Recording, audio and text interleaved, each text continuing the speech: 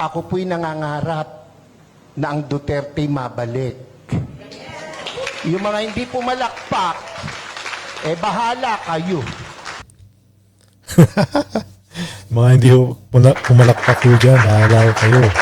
Gusto nyo mabalik si Pangulong Duterte. Basta kami gusto na namin makabalik si Pangulong Duterte.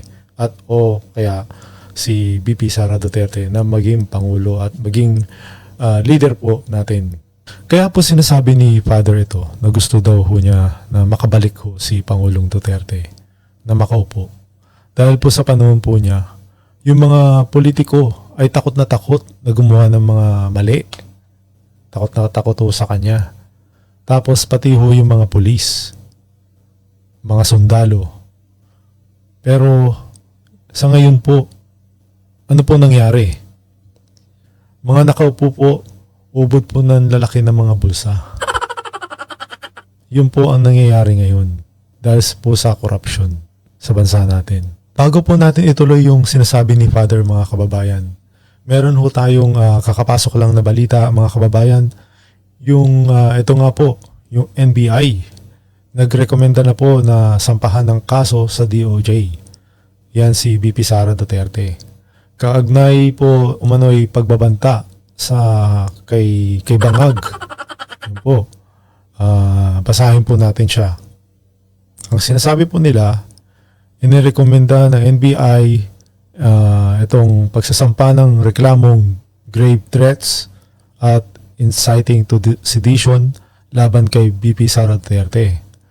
Kaugnay ng mga umano'y pagbabanta po niya kay Bangag, doon kay Lisa Tanas, sinasabi nila, at ito nga si Tambaloslos. Ayon sa kay NBI Director Jaime Santiago, naipasa na ang naturang reklamo sa DOJ daw po. Yan, naipasa na nila. Matatandaang ipinasapina ng NBI ang Vice Presidente para paliwanagin hinggil sa mga naging payag niya. Nag-ugat ito sa pagbabanta ni BP Sara Duterte na ipapatay. Ito nga si Bangag, si Lisa Tanas, at itong si Tambaloslos. Na sakaling mamatay nga siya. Sakali. Ito nga nung isang press briefing nung September 7 na nangyari. Muling ginit ni BP Sara Duterte na wala siyang sinasabing assassination o threat kay Bangag. Yun po yun, di ba? So, mga kababayan, para sa akin kasi may sinabi lang siya na kapag namatay siya, yun lang yun, di ba? Kapag namatay siya at may mangyari sa kanya, doon lang mangyayari yun. If ito nga may nangyari kay BP Sara Duterte, sana naman po walang mangyari sa kanya. So ito po yung panoorin po natin yung sinasabi ng NBI, yung paliwanag kung bakit siya sinampahan ng kaso. Yung pagkaka-threaten niya sa Pangulo, no, na-incite yung kanyang mga followers, yung mga ibang tao na para bang gusto na nilang mag-alsa. Yun, gusto daw na mag-alsa, pero nag-alsa, hindi naman kami yung mga followers niya, wala naman ginawang pag-aalsa na ginawa, di ba No? Ganun po yun. So that one statement lang talaga. Yes, oo. Pero yung threat niya ay nalathala naman sinabi niya, no joke, 2 beses pa. Ayun, no joke. So nga, ang sinasabi ko nga, kapag, yun lang yun. Kapag namatay siya, may nangyari sa kanya. Kaya niya nasabi yun. So ito po mga kababayan, kapag ito na-impeach si BP Sara Duterte at natanggal sa pwesto, ito po ang gagawin nila. Tatakbo pong presidente si dating Pangulong Duterte. Yan po. Naku po. Magandang ano yan. Magandang balita ho yan. So, mukhang kakabahan na naman ho sila. Yan. Kasi meron ho tayong option. Kapag hindi ho na-impeach si BP Sara, pero wag naman ho sana. Ano natin siya. Kailangan ho natin ipagtanggol si BP Sara dito. So, panoorin po natin kung anong, ito lang po, kakapasok lang din na balita ng, panoorin po natin. Ang dating Pangulong Rodrigo Duterte naman, mga kabrigada, Oo. pilitan daong tumakbong Pangulo sa 2028 kapag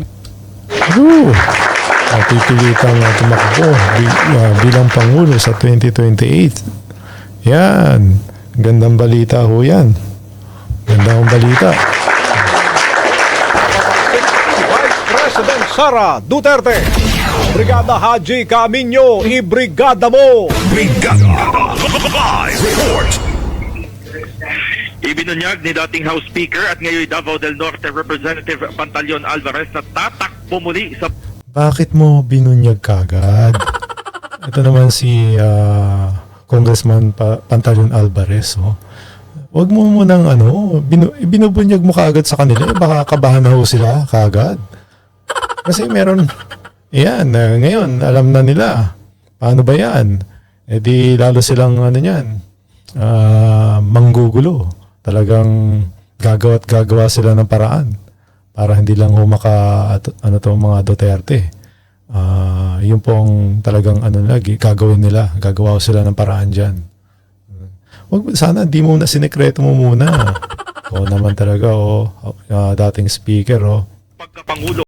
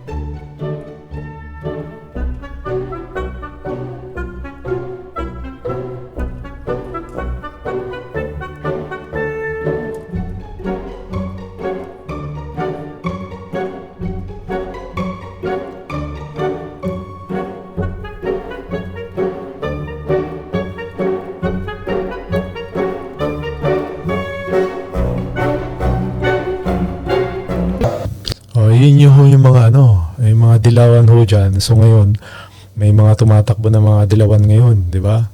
So hindi naman ho sila pasok sa Magic 12. Itong si Kiko Maching at saka si Bambam Aquino. Wala ho yan, wala na ho yan.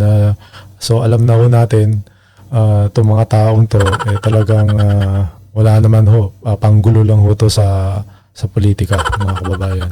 So, dito na ho tayo kay Father. Kung ano yung sinasabi niya, kung bakit niyang pangarap na gusto makabalik si Pangulong Duterte sa pagka-liderato natin sa ating bansa para nga naman at bumalik uli sa maayos ang ating bansa. Di ba? Ako po'y nangangarap na ang Duterte mabalik. Yung mga hindi pumalakpak, bahala kayo. Palakpak kami dyan. Pansinin nyo, noong panahon niya na nakaupo, mga politiko'y takot na takot na gumawa ng mali. Pati pulis, pati sundalo, takot. Aba, biglang anong nangyari? Ngayon ang mga kurakot mga nakaupo. Oh, di ba? Alam ho ni Father ho yan. Oh, alam ho nila. Oh. Alam ho nila kasi ho nakikita ho ng ating mamamayan kung ano ho nangyayari sa bansa natin. Hindi natin ho tawag dito. Hindi nila ano to na hindi nila tawag dito. Nalimutan ko na. Hindi nila maitatago ang mga pinaggagawa nila sa atin. Yung pangalan ho itong issue na ano to budget. Hanggang ngayon hindi pa rin ho nila mapaliwanag. Sana nga lumabas na ang resulta dito sa Supreme Court na paliwanagin sila itong blankong report na to ng budget natin. Dahil napakalaki ho yan ito. 241 billion daw po na insertion na sabi na final nila nila Congressman Alvarez at nila ito po sila Attorney Topacio yun po tsaka ni Jimmy Bondoc yan po sana nga po magkaroon na ng dinig para dito at malaman na natin mga kababayan. Naroon po kayo? Yes, Father. Kaya tayo hindi pinanganak kahapon. Alam natin yan. Bakit ang isang obispo ay sumusuporta sa ganito? Aba, hindi masamang mangarap ng pag-unlad ng pagkakaisa sa bansa natin. Kung hindi... Tama po, Father. Ayun po, kailangan natin yan. Tama po kayo. Hindi tayo magsasalita at kikilos kung hindi tayo magpapakita ng puwersa, ng lakas. Sino ang gagawa nito? No, kung palakpak lang, hindi mo magawa. Lalo na sa rally, hindi mo kaya. Lumakasigaw ng amen! Amen! Iyan yung matatapang. Dapat, ito ang tandaan nyo, ang buhay natin, minsan lang. Tama. Sabi mo sa katabi mo, mamamatay ka rin. Sabihin mo, malapit na. Pero, bago mamatay, napakagandang nagparinig ka, nagparamdam ka para sa bayan. Yun ang pinakamahalaga sa lahat. Ang tanong ho, Father, kung talaga ho magpaparamdam mo yun at magbago, yun lang ho tanong dun Di ba ho? Kung nagparamdam sila, di salamat. Kung hindi, kung talagang wala ho, manhid ho yung mga yan. Manhid. Men po, ako po hindi takot makulong, mabugbog, basta't iparamdam mo yung gusto mong iparamdam. Mga Bulakenyos, mga kasama kong taga-Caloocan, Zambales, Pampanga, hindi masama na suportahan natin itong rallying to. Yung iba na pe-pressure ng kung sino, natural lang yon. Ang nami-pressure sa kanila, siguro nasa taas. Dahil kung nasa baba, hindi nila papansinin. Pero, tayong malaya, huwag tayong pa-pressure kahit kanino. Minsan lang ang buhay natin.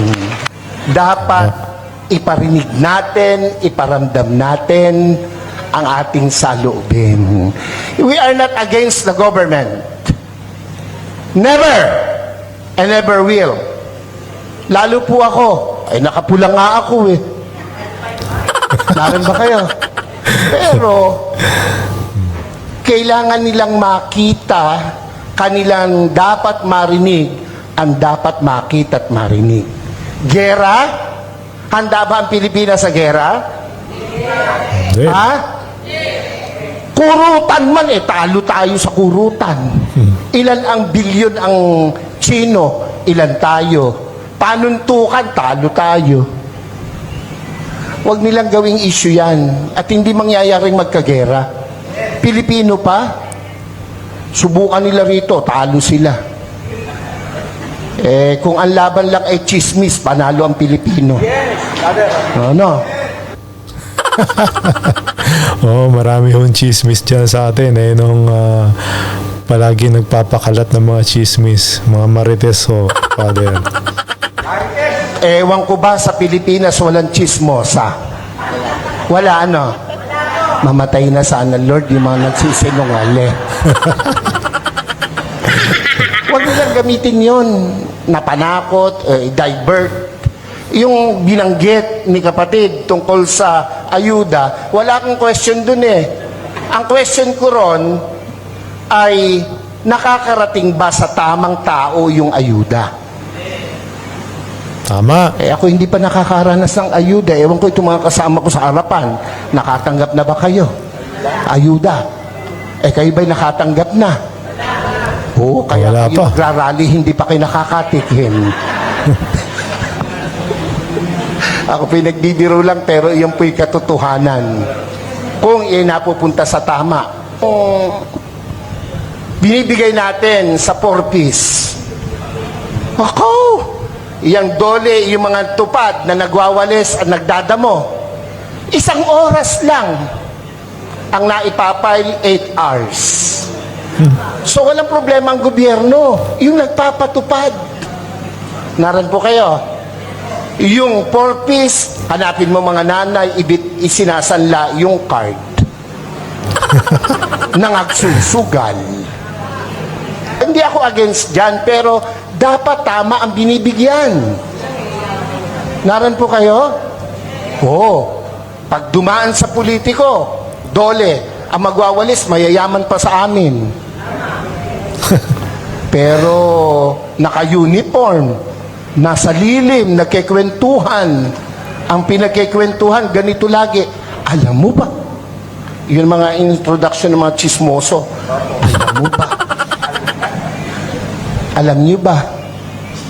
O tango naman. Hindi tayo papayag na hindi natin iparinig, iparamdam, ipakita ang dapat nating ipakita sa bayang Pilipinas na ating minamahal. Ako po, kung matetreten sila sa pagtakbo ng mga Duterte, matreten sila.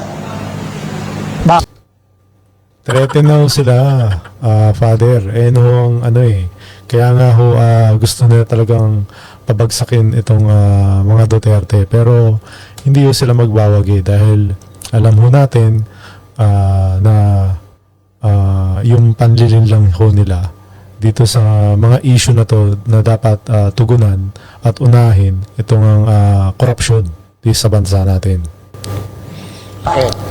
Matitino yung Duterte.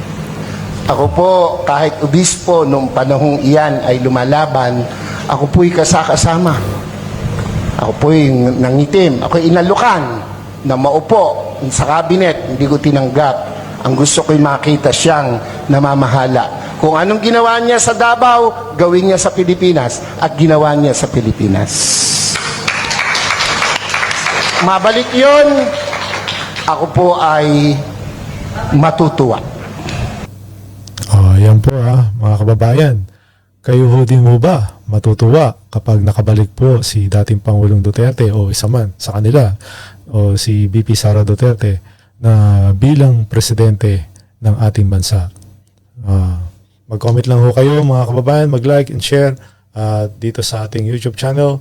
Maraming salamat po.